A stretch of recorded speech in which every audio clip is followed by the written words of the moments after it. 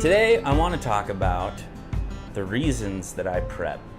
Why am I a prepper, right? There are so many negative connotations associated with prepping and the whole prepper world, and so why would I choose to be a part of that? I want to go into my story a little bit, and I'm going to try and make this as brief as possible. So I'll start back at the beginning.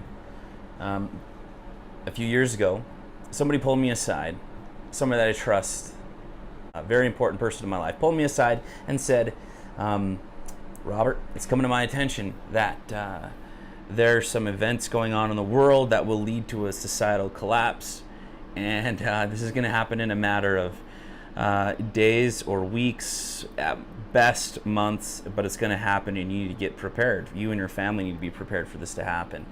And I trusted this person, and I still trust this person, but I trusted them so much, I just thought, oh my goodness, what do I need to do? And after a sleepless night of trying to figure out, am I at all prepared, the answer was no, I'm really not at all prepared. I had very little food storage, no water storage, no way to defend my family or communicate with my loved ones if any of these things that were discussed actually happened, and it scared me to death. So for me, that was step one. I had this experience where I thought that things really could go south, and they didn't, obviously, thank goodness. But it was an eye-opening experience where I came to realize how unprepared I was to protect my family and take care of them in a situation like this. And it just got me thinking. It got me thinking, like, well, why wasn't I prepared? Why isn't this something we, as a society, put more emphasis on? It got me thinking about fire insurance, for example. We all have fire insurance on our homes, right? We all realize that that's a wise and prudent thing to do, to have fire insurance and to, just in case your house burns down. I mean, that would be devastating, right? But what are the chances? I mean, statistically speaking, what are the chances that your house in your lifetime will burn down? Slim to none, right? But we still have fire insurance.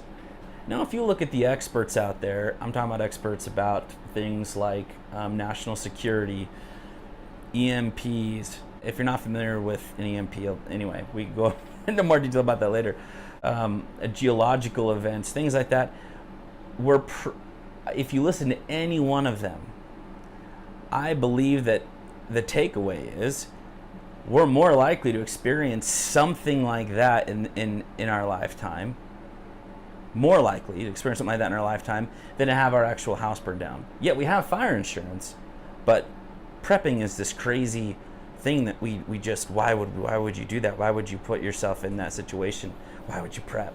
So it was an eye-opening experience to me. I thought, well, this is a wise and prudent thing to do. Why wouldn't you prep? And I also came to realize how much the media likes to paint, and I don't know why they do this, but they like to paint preppers in this with this crazy brush. They like to paint everyone in a corner and say, you know, look, they're all crazy. Look how crazy this person is. I mean, he really thinks that, you know, Yellowstone's going to explode and kill everybody. I mean, how nuts is this? And I'm convinced they choose the craziest examples of preppers that they possibly can. They go show these guys that are living in a storage container in the desert and own 500, guns. That's not, in my experience, real prepping. I mean, those guys exist. Don't get me wrong, they exist. But obviously, that's not practical to do with a family. I'm not going to do that to my family. I'm still going to be a part of society. I'm still going to go to church on Sundays and have friends and celebrate Christmas and do the normal things that a normal person does and go to work every day. That's what I'm going to do.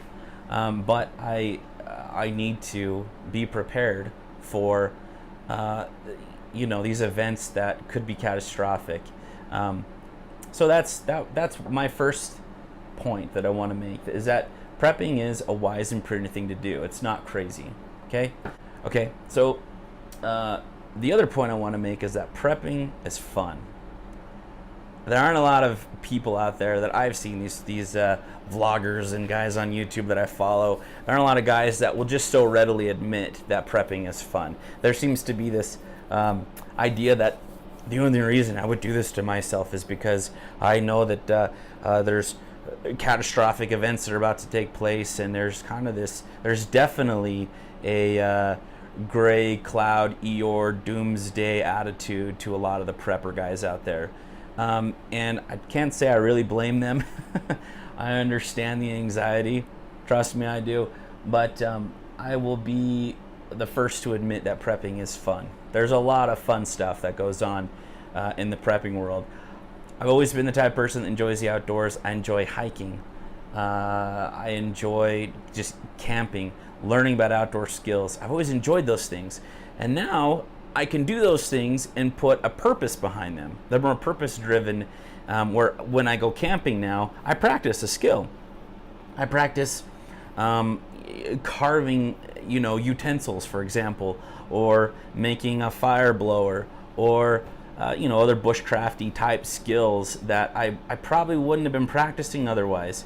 When I hike with a bag that has some of my EDC and bug out type gear in it, and part of it is just to practice. It's to practice to see what gear do I use and actually use it out there in the real environment. So just to give you a taste of this is it's giving me more purpose and drive and direction in what I do in the outdoors now, and it's a blast. So to sum this up, I have this saying that I say at the end of a lot of my videos, and that is that a prepared life is a good life. And I've learned that is just so true. My family enjoys doing this stuff with me and practicing with me. I've found that over time, especially, prepping has reduced a lot of the anxiety in my life instead of increased it.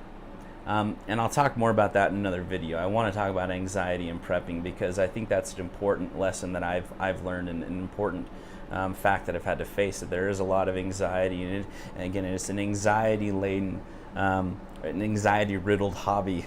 But I've come to realize more than anything, though, that again, a prepared life is a good life, and even if nothing ever does go wrong, I won't have wasted my time in prepping.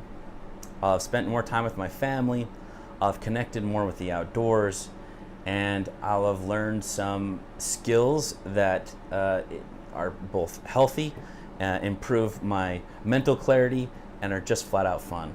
So that's why I prep. That's really it. That's what I do it all for.